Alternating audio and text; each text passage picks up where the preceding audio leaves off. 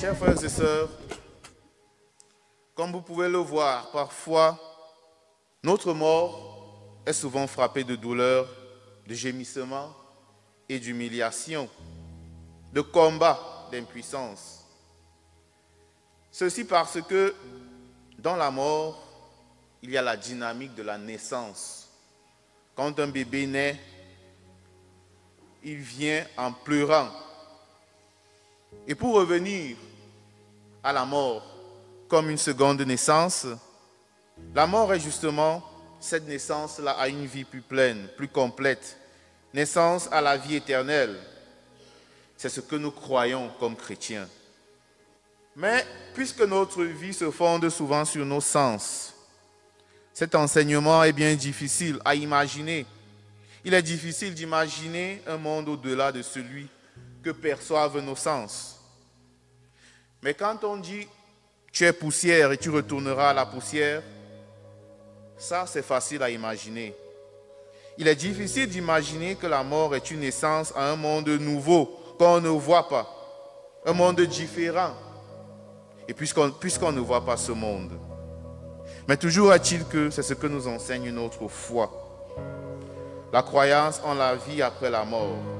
Il faut donc ouvrir notre imagination à l'inimaginable. Imaginez un peu que vous pouvez parler à un enfant encore dans le sein de sa mère, un enfant qui n'a jamais vu la lumière de ce monde et qui ne connaît que les entrailles, qui ne connaît que la sécurité et les coins des entrailles de sa mère. Et vous lui dites qu'il existe un monde beau, physique, en dehors du ventre de sa maman. Vous vous débrouillerez certainement à convaincre ce nourrisson, mais le petit sera sceptique. Il ne croira peut-être pas que c'est à son avantage de naître dans ce monde.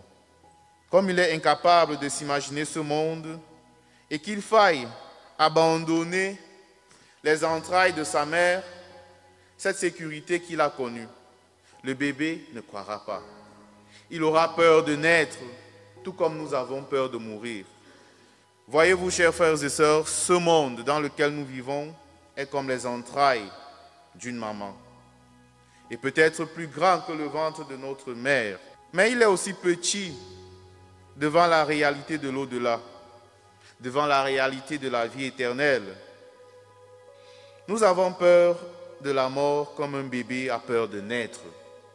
Mais la vie dans ce monde, c'est-à-dire la vie après la première naissance et avant la seconde naissance, c'est-à-dire la mort physique, ressemble un peu aux entrailles d'une maman, comme je le disais.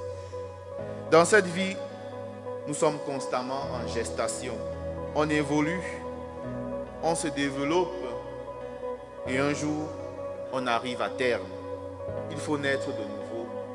C'est inévitable et c'est un gain, car la vie éternelle nous attend pleinement. Pour finir, chers frères et sœurs, tout comme il nous a fallu naître dans ce monde pour enfin voir le visage de nos mamans qui nous ont portés pendant 9 mois, sachons qu'il nous faut aussi mourir et donc renaître avant de pouvoir contempler le visage de notre véritable mère, c'est-à-dire Dieu lui-même.